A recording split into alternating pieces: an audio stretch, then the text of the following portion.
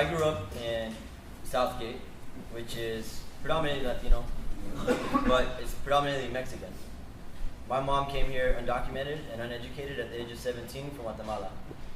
And from the day that she arrived here, she's worked as a domestic worker her entire life. Despite not understanding the education system, she understood what a college education could do in her life, and she understood the value of education. She would always say, whatever you're learning in your books, no one can take that away from you. And so I always had the inspiration. It's not that I didn't have a parent who did not care for me to go to college. When it came down to applying to colleges, she just didn't know how. And at my school, we didn't really have a lot of counselors out there basically giving us the applications and telling us how to fill it out. We had huge signs for homecoming, huge signs for winter formal, huge signs for football games every single week, but no one knew when applications were due. And luckily, we had a college outreach counselor that had come onto my campus from UC Irvine, which is not that close to my neighborhood, but it's probably one of the closer UCs besides UCLA. And he was on my campus once a week, every other week. And I just happened to go in to talk to him, and he said, you've actually taken all the courses that you need. You have the A through G requirements. You've taken the right amount of courses in the right subjects. You need to take the SAT. I had no idea what the SAT was. And I also could not afford the SAT because I was on free or reduced lunch. But thanks to his proactive steps, he got me a fee waiver so that I could actually take the test. I signed up, and it was offered at my school, but I didn't take it there because it was so late. I had to go to a different school in another neighborhood, so I went to Huntington Park. When I arrived there with my pen to take the SAT, as you all know, you can't take it with a pen, I quickly learned that I was not in a comfortable space where I knew what I was doing. But I took the test, and I got a 1260. This is before I became a 2400. And that wasn't great, actually. But I was in the top 2% quartile or whatever of my school. I was one of the better students in my school. And so what ended up happening was I actually was a really great student in a school that was, I found out when I got to college, low income, right?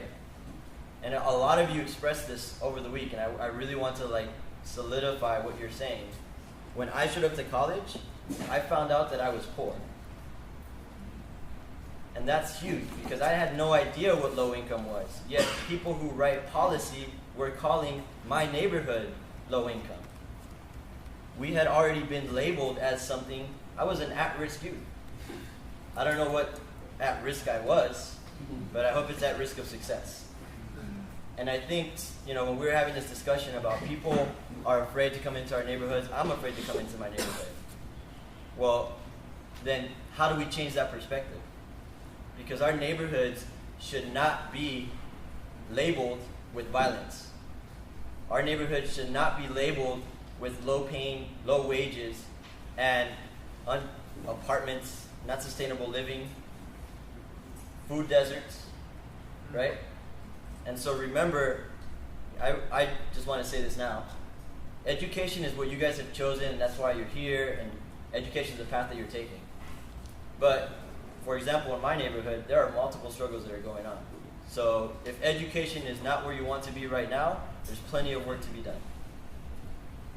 And so to finish off my story, Southgate, where I grew up, less than 10% of the population has a college degree. Most people would say, well, that's just because people don't want to go to college, or college isn't for everyone. Well, that may be true for some people, but it's not for me. And if that were true, then why doesn't the city be more proactive to create a culture in our neighborhoods that does promote going to college, right? And so these are where public policies come into play. So when I went to college, I understood I had gotten lucky.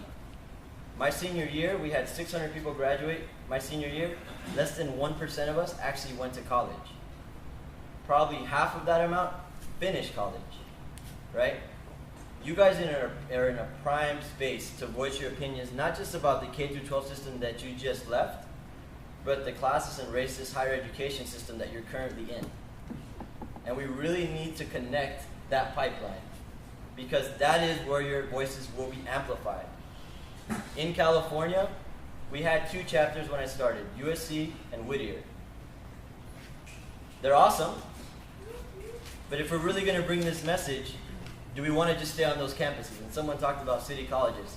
In California, the largest city college system in the United States, over 80% of the students come in and have to take a remedial course in English or math or both. On average, students are taking 6 years to graduate for a degree that takes 2 years, or was supposed to take 2 years. Now, it's very hard in California because we have budget cuts all of the time. So finance is one of the biggest discussions. But as a college student, your immediate reaction is, my classes are going up, or this class is no longer offered. But I look back to my experience, and as a student who had taken honors and AP classes, I got priority in registration. What about those students who didn't have honors or AP classes offered at their school? Are they choosing to stay at these colleges for 6 years? And the other aspect of it is that if the fees are going up, and I'm coming from a low-income area, and I don't have AP or honors classes, am I eligible for scholarships? Or am I going to be taking out more loans? And especially amongst Latino and African Americans, retention is horrendous. We've talked about go to college, but once you get there, the entire support system that you may have had totally dissolves. And this is an issue for charter schools as well as traditional public schools. But no one wants to acknowledge it. You guys are in that prime position to acknowledge it, to name it, and put it at the forefront. But on top of that, I think what is more essential for you guys to really vocalize and put out there is that it's not about this student who maybe is academically doing bad. It's not about me as a student who's a super brainiac and doing excellent, because that was the best line out of yesterday. If I succeed, but my community does not, then where's the justice in that? As you go back to your states, remember that you guys are leaders. You guys are here for a reason. You guys are leading this movement. And I always say, you have two hands. So when you take a step forward, you put back each one of those hands and you bring two people with you.